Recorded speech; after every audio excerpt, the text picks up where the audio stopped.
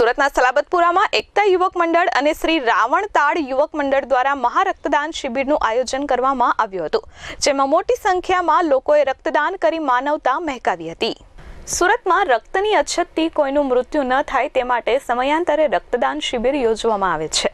ત્યારે સલાબતપુરા વિસ્તારમાં જૂના માછીવાડ ખાતે રક્તદાન કેમ્પનું આયોજન કરવામાં આવ્યું હતું। એકતા યુવક મંડળ અને શ્રી રાવણતાડ યુવક મંડળ દ્વારા આ મહારક્તદાન શિબિરનું આયોજન કરવામાં આવ્યું હતું। આ રક્તદાન શિબિરમાં મોટી સંખ્યામાં લોકોએ રક્તદાન કરી માનવતા મહેકાવી હતી। આ રક્તદાન શિબિરમાં આવેલા લોકોને અંગદાન વિશે પણ સમજ આપવામાં આવી હતી। આજે યોજાયેલા રક્તદાન કેમ્પમાં 500 યુનિટ રક્ત એકત્ર કરવામાં આવ્યું હતું। આ કાર્યક્રમમાં સલાબતપુરા પોલીસ મથકના પોલીસ ઇન્સ્પેક્ટર ઉપસ્થિત રહ્યા હતા અને રક્તદાતાઓનો ઉત્સાહ વધાર્યો હતો। એકતા યુવક મંડળ દ્વારા સમયાંતરે ઓર્થોપેડિક કેમ્પ, મોતિયાના ઓપરેશનના કેમ્પ, વૃક્ષારોપણ કાર્યક્રમ સહિત વિવિધ કાર્યક્રમો કરવામાં આવે છે। એકતા યુવક મંડળ અને જે રાવણતાડ યુવક મંડળ દ્વારા આયોજિત છે આ મહારક્તદાન શિબિર તથા અંગદાન જાગૃતિ અભિયાન, દશરથભાઈએ સીપી સાહેબને પણ ઇન્વિટેશન આપેલું હતું। સીપી સાહેબને મને 2 મેસેજ આવી ગયા કે હું એક કામથી રોકાયો છું, તો જાડેજા તમારે ફરજિયાત આ રક્તદાન શિબિરમાં હાજરી આપવાની જ છે।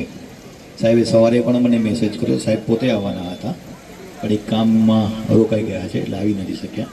ખૂબ જ સરસ એકતા યુવક મંડળ ખૂબ જ સારું કામ કરી રહ્યા છે। નવરાત્રિ હોય, ગણપતિ હોય, એક સુરતમાં એક મિસાલ છે દશરથભાઈની। મારું નામ દશરથ કંથારિયા છે। આ સલાબતપુરા જૂના માછીવાર રૂપમ ટોગીસ પાસે આ એક વિસ્તાર છે। અમે અમારી એકતા યુવક મંડળ અને શ્રી રાવણતાડ યુવક મંડળ છેલ્લા 25 વર્ષથી રક્તદાન શિબિરનું આયોજન કરતી આવેલી છે અને આ વર્ષે અમારો 25મો રક્તદાન શિબિર હોવાથી એને યાદગાર બનાવવા માટે અમે રક્તદાનની સાથે અંગદાન માટે લોકોને જાગૃત કરવા માટે અંગદાન જાગૃતિ અભિયાન પણ રાખવામાં આવેલ છે। આ સવારે 8 વાગ્યાથી શરૂ થયેલો કેમ્પ છે અને એ સાંજે 4 વાગ્યા સુધી રહેશે અને આ અમારો આજનો ટાર્ગેટ લગભગ 500 ઓફ યુનિટનો છે। અને બીજી એક માહિતી કે આટલા બધા ઘણા બધા એવા મંદિરો છે અમારા મોહલ્લાના આજુબાજુના વિસ્તારોના જે આ એ કેમ્પને સફળ બનાવવામાં ઘણો બધો સપોર્ટ આપે છે, તો હું તમારા ચેનલના માધ્યમથી એ બધાનો પણ આભાર વ્યક્ત કરું છું।